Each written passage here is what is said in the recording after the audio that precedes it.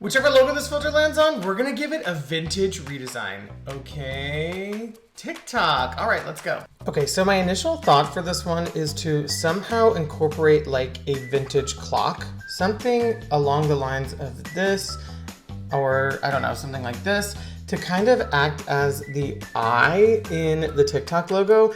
And then maybe we can add some like old clock gears and parts around it. And it wouldn't be a vintage logo if we didn't put established in 2016 somewhere on it. Okay, I found this really cool font called Leather that I'm gonna use as the base. Then I'm gonna bring it over to the iPad and just start using this clock as a reference to draw my illustration.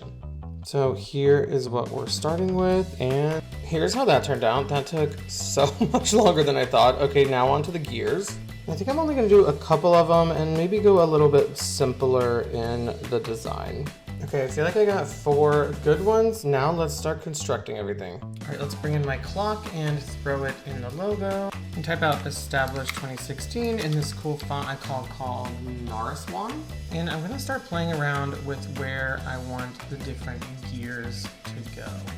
All right, I'm really happy with this. Let's place the last one, and here is the final result. Honestly, I am so happy with how this one turned out. It's always so fun to me to make my own illustrations for these vintage style logos, and this font I will definitely be using again in the future because I love it so much.